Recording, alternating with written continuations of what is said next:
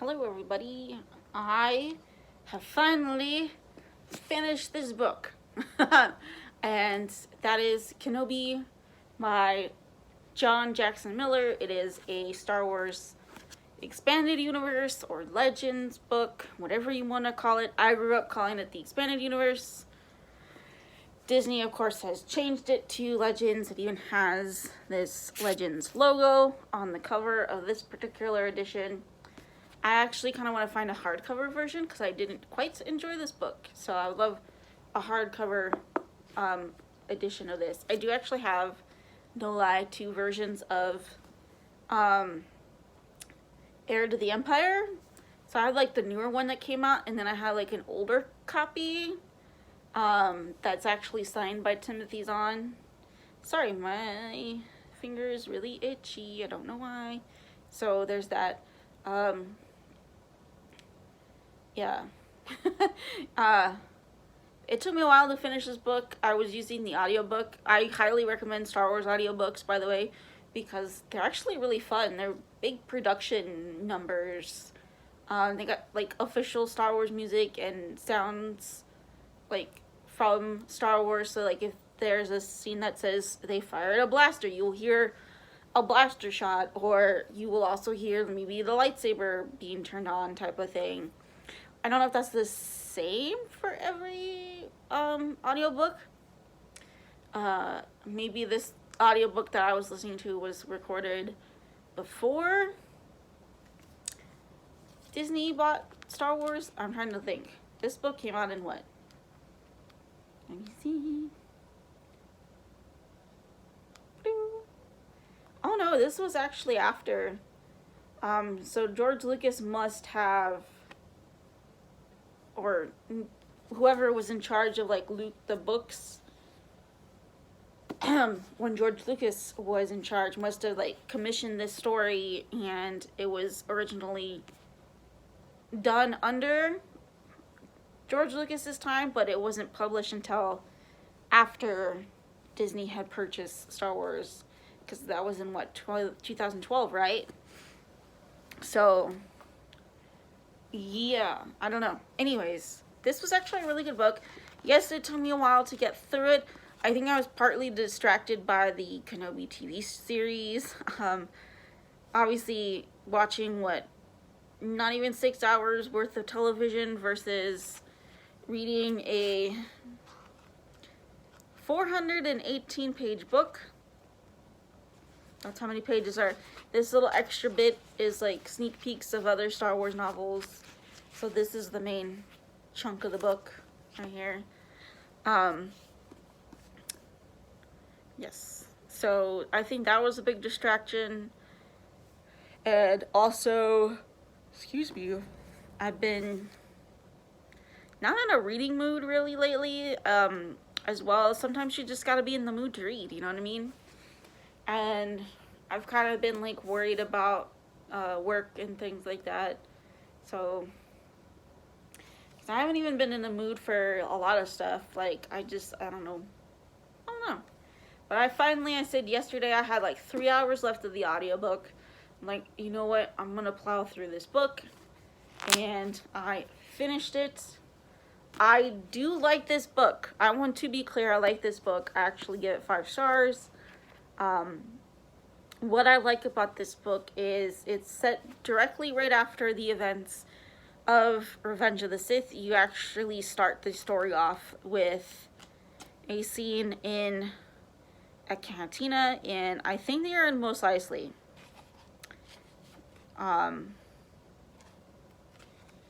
Give me 1 second. I want to double check. Yes, Mos Eisley. It is definitely. And you don't start off with the character of Obi-Wan Kenobi. You start off with one of the moisture farmers that are one of the characters in this book called Ulbrich. And by the end of the chapter, you meet Kenobi because he's at, like I said, a cantina. And Kenobi's in there trying to ask for directions to drop Luke off with Owen and Beru Lars. And of course, there's a scuffle because it's Tatooine. And there is a moment where Obi-Wan actually tries to help And that's kind of it for that first chapter, really. I mean, it was pretty good opening, right? Like, pretty exciting. And then for a while, he kind of disappears. And I thought, this is kind of odd. Where is he? You really spend a lot of time with the moisture farmers in this book, and also a star owner named Annalene and her children. And it's not until, I want to say maybe 80 pages in or so, that Kenobi shows up again. And it's because Annalene's daughter has decided to take a wild dewback that they haven't been able to really tame and domesticate. And so she's decided to write it. Because, you know, she's a teenager and doesn't want to listen to mom, right? And so that's how they meet Obi-Wan Kenobi, who of course tells him his name is Ben. And what's really cute is, I want to say it's back in that first little chapter, this book has things called meditation, and it's like this. I've shown these off before, and this is actually on page 8. This particular one, wait. Just kidding, this is the wrong one. Wait. No, okay, that's definitely the wrong one, my bad. It's not page 8, but it's one of those meditations where Obi-Wan is talking to Qui-Gon Jinn. That's what they are. And it's on page 69. That's what it is, 69. So that's where he comes in to rescue the daughter and the mother from the dewback, because they're almost going to be thrown into a Sarlacc pit. But he's talking about how he comes up with the name Ben because that's what Satine used to call him. Now, if you're not familiar with Satine, that tells me you probably haven't watched the 3D animated Clone Wars cartoon series that started off with a 2008 film. Now, watch that series, watch the film. Oh, excuse me. Watch the film, right? It's only about an hour long or so. It's the introduction of a character called Ahsoka Tano. I'm sure some of you guys know who that is. But in that series, Satine is the Duchess of Mandalore. And before the events of The Phantom Menace, Obi-Wan and Qui-Gon Jinn have been sent to watch over her and protect her, kind of like Anakin and Obi-Wan do with Padme in Attack of the Clones. Because there was, I believe, like a civil war was going on Mandalore. And so she needed protection. And during that time, they both fall in love with each other. But unlike Anakin and Padme, they don't admit their feelings at that time until the events of the Clone Wars, where they're reunited and both Obi-Wan and Satine reveal what their feelings are for each other. In fact, had Satine said something back then, Obi-Wan actually would have left the Jedi Order. And so that's where that name comes from, his time protecting her before the events of The Phantom Menace. That's why when he's telling Qui-Gon this, he's like, you would like this. I'm going by the name Ben. That's what Satine used to call me. I'm paraphrasing, of course. I could directly read the quote to you. Although I really do think you should just buy this book, to be honest. Just saying. But I will read it anyways. Alright. You'll like this. Ben. I had seen it on the map at the property office in Bastine. There's some mesa by that name. Satine used to call me that. It was a private thing. I like the sound of it. So that's again on page 69. Right before, it's the end of chapter 6, but it's... And then here's chapter 7. But I like this book. I like the relationship that Obi-Wan develops with the character of Annalene. I really like their relationship, their little friendship going on. Well, friendship on Obi-Wan's part. What's really adorable about this book is you kind of forget that Obi-Wan, you know, as a Jedi, Obi-Wan doesn't realize that he's quite handsome. And he's very attracted to the ladies. Just throwing this out there. Because Annalene develops, like, feelings for our Jedi. Which is adorable. I love it. I think it's fantastic. And it's quite funny because he does realize, he's like, oh, wait a minute, we can't be together, which is disappointing because it's like, I know he's there to watch Luke, but wouldn't it have been nice if he was allowed to, you know, maybe have his own family and things like that. I know that the Jedi were his family, but I meant, you know, having like a wife and kids and all that jazz.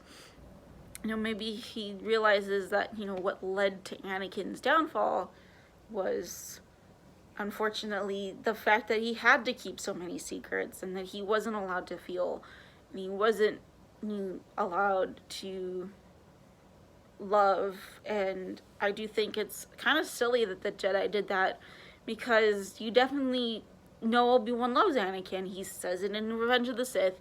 You can feel it in these meditation scenes, and even Annalene noticed that he's lost a lot in his, when she looks into his eyes, that he's lost people who are important to him. Now,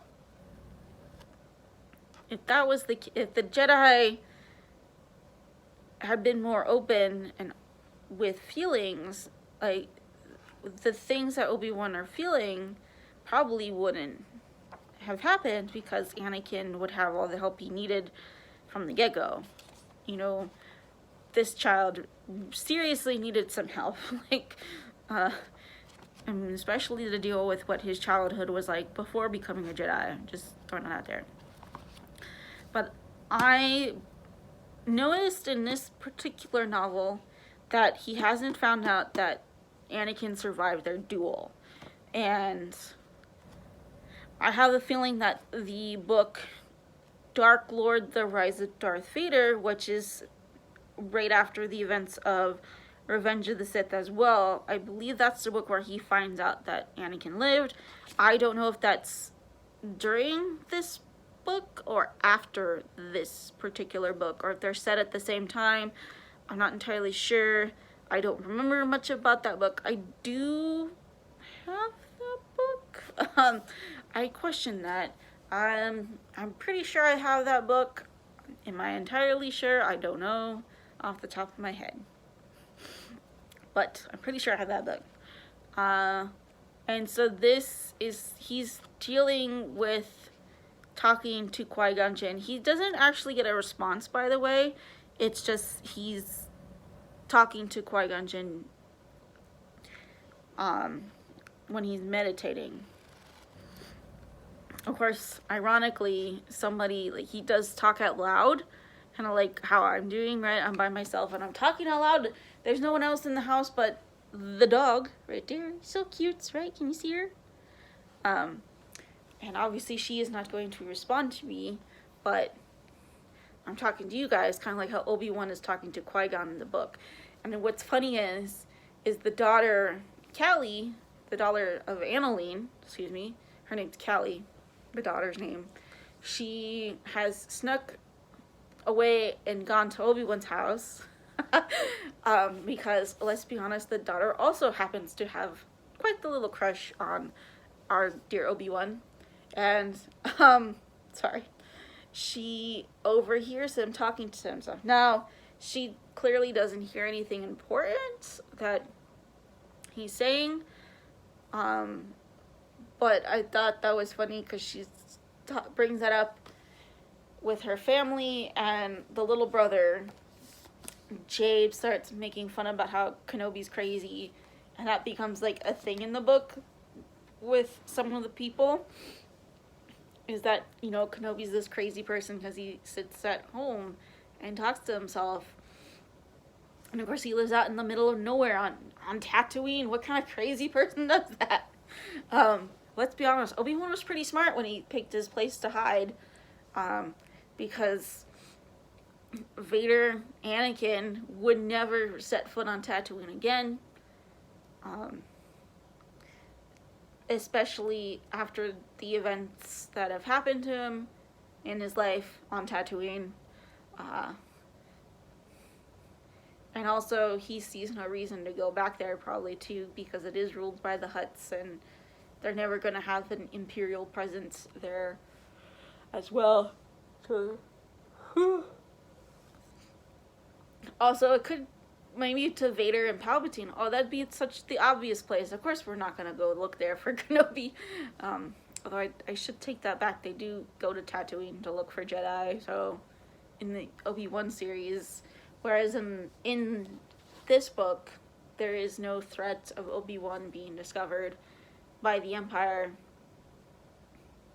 because they have no presence there. Also, it is in the early days too. So by 10 years, it could be different. And that's Disney's choice to make it different, of course. Anyways, I thought that was funny that she starts talking about how Obi-Wan sits around talking to himself. But I do enjoy the meditations. I would have loved to have seen a scene with Qui-Gon responding back, particularly by the end of the book, kind of like how they did with the television series. I liked that scene. I know it's not canon that Qui-Gon, I put canon in quotes because technically it is canon now because Disney's thing is canon. So whether we like it or not, that's up to you. You do you. I'm gonna do me. I enjoyed the show and I also enjoyed this book. So for me, I'll accept both as canon. Maybe at some point Obi-Wan just, really got down in the dumps. And that's where we pick up with, Nikes. I dropped my book, sorry. That's where we pick up with in the television series. Alright. Although in the book he has the little hut, so I'm not sure how he ends up in the cave. I'll have to figure that out. I'll make it work. But anyways, I would have liked maybe some response by Qui-Gon. That would have been fun. That's my only little nitpicky complaint, but the book was so great.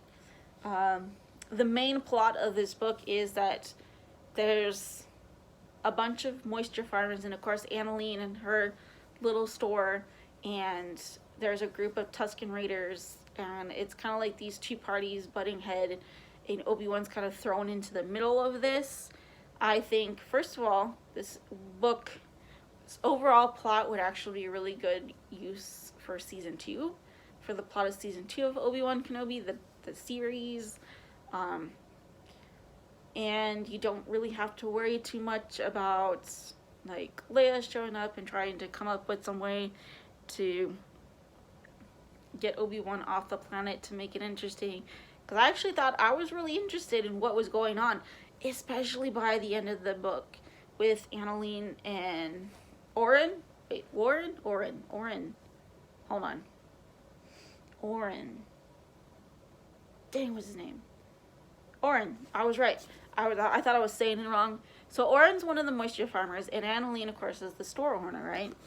Now, Oren has gotten into some really deep trouble because he's this businessman. Yes, he's a moisture farmer, but he's also a businessman. And he's come up with this idea of trying to get this really tasty water out of the ground of Tatooine that Annalene's husband Danar was able to figure out purely by accident. And in the course of this, he's run into some debt because he, is trying to make all this money. And guess who he got in debt with? Jabba the Hutt. Now that stuff is really interesting because it is kind of very like old westerny type of feeling. And Star Wars is obviously influenced by Western films. George Lucas, of course, grew up with that genre when he was a child. And so I really like this sort of, Obi-Wan's like the lone cowboy type of character. And he's coming into town. He's the stranger. No one entirely trusts him. But let's be honest, the real bad guy is the sheriff-y type of character, which is Oren. He's not obviously the real sheriff, but he kind of acts like it because he has this fancy system called the Call, and or the Settler's Call, excuse me, where he uses the sound of a crate dragon to scare Tusken Raiders away. And of course, in order to keep this thing going, he gets money from all these moisture farmers, and he's been like embezzling the money into, digging himself out of debt and keep going back into debt and digging himself out of debt type of thing. And like, I hate the guy because there's this scene where initially he's proposing to Annalene. And I'm over here thinking, well, that's kind of weird. Like, wasn't he friends with her husband when he was alive? And I'm like, well, maybe he had a thing for her the whole time. And, oh no, that's not the case. All he wants is to marry her for her money. And he is, like, so disgusting. Because then when she says no, and she figures it out that he only wants her money and all about his debt and everything, and that he knows that how much money she has because he's like snuck around and looked at her funds and all, like, he's done some shady stuff. And she says no. You know what he decides he's going to do? Well, he's like, well, Callie's almost 20 years old. I'll marry your daughter. I'm like, oh no. That guy, I wanted to punch him. And guess what? Annalene did. Thank God. But I really liked that stuff. It sounds horrible to say because I'm like really grossed by it. But I did like it, for plots and everything for the characters because it was really interesting. And I'm just like really invested in it now. I'm like, oh my God, what is his problem?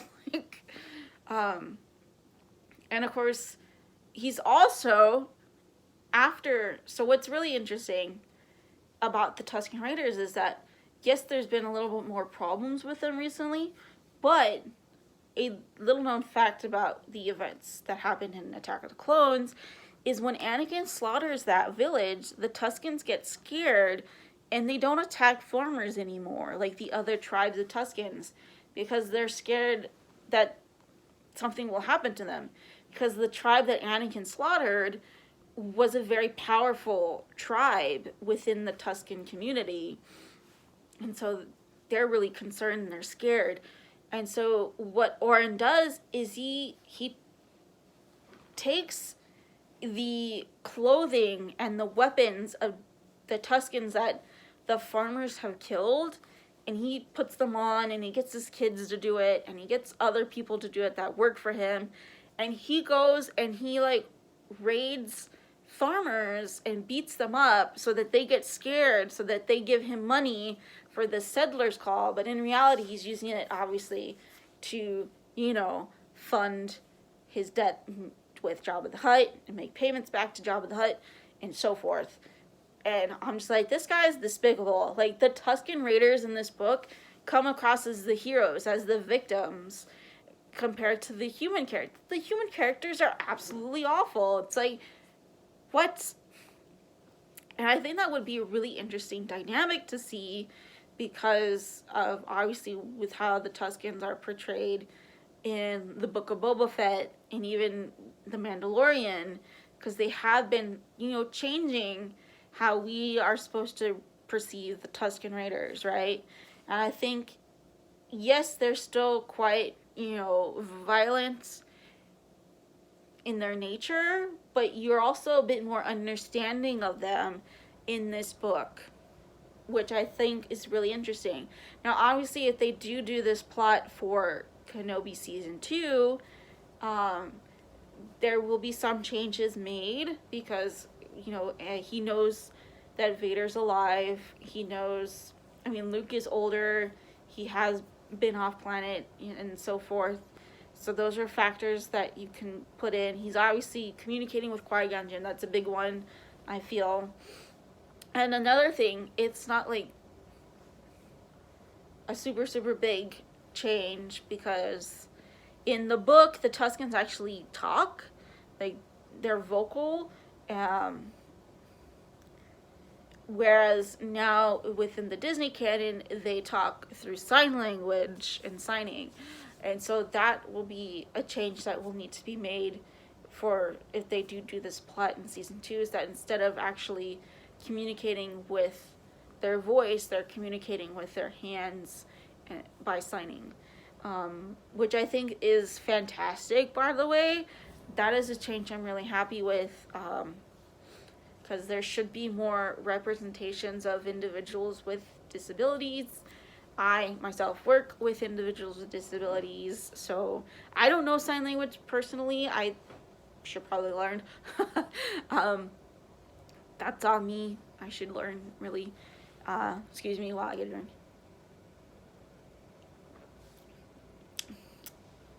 Oh, I don't know. I thought I liked that soda at first. It's not even soda. It's like carbonated lemonade.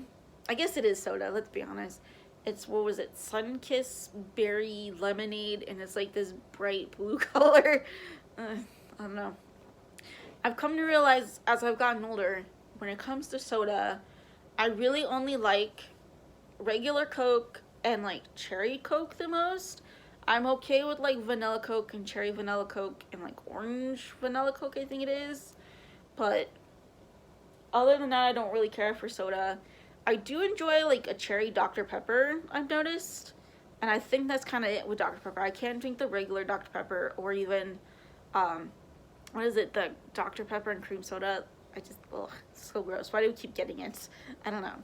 But anyways, I'm drinking this one because it's caffeine free, and I've had a lot of caffeine today.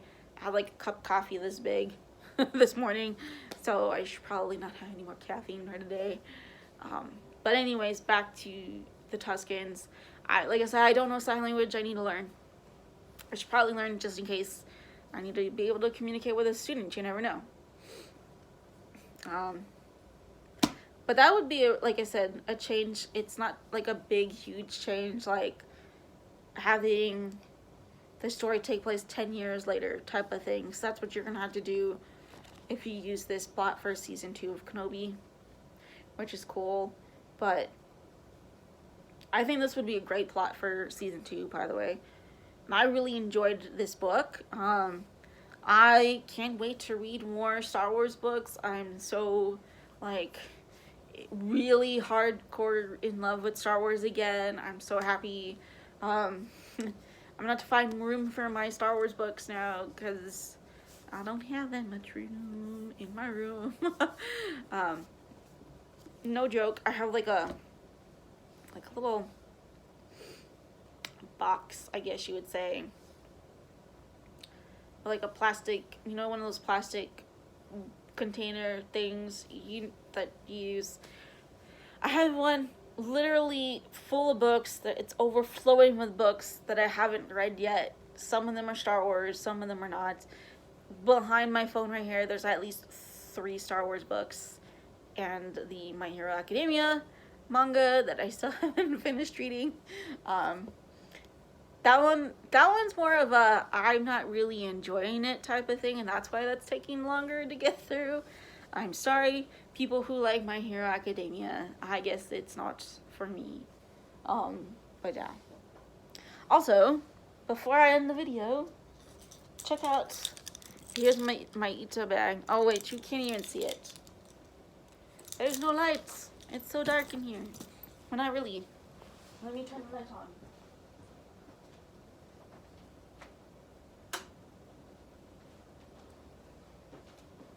Okay, I'm back. So, I've added 3 new pins, and I've kind of changed the pins. So here's one.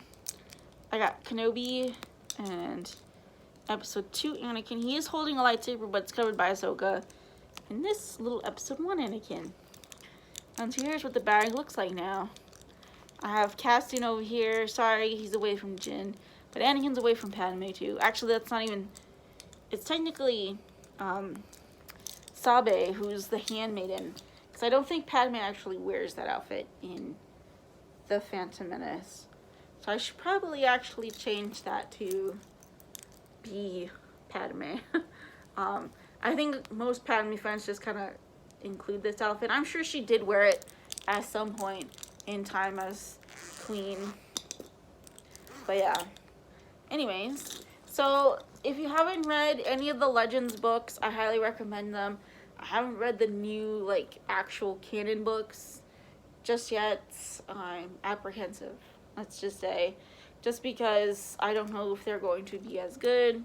I have heard that there's some mistakes in some of them. like the Padme ones particularly, which is disappointing because there's never been a Padme-centric book before until now. And of course there's mistakes. I will get back to you on those mistakes. I don't know if they're true. I just read about them online, so I'm gonna double check and make sure that maybe, just maybe, those facts are wrong online. You know, one of those things, you can't always believe what you read online. But again, if you haven't read Star Wars Kenobi by John Jackson Miller, which is a Legends book, I really hate saying Legends, then I highly recommend it. 5 stars, guys. Pick this up. Seriously, it's really good. And if you want, you can also check out the audiobook, which was so much fun. So I'll see you guys in the next video. Take care. Bye.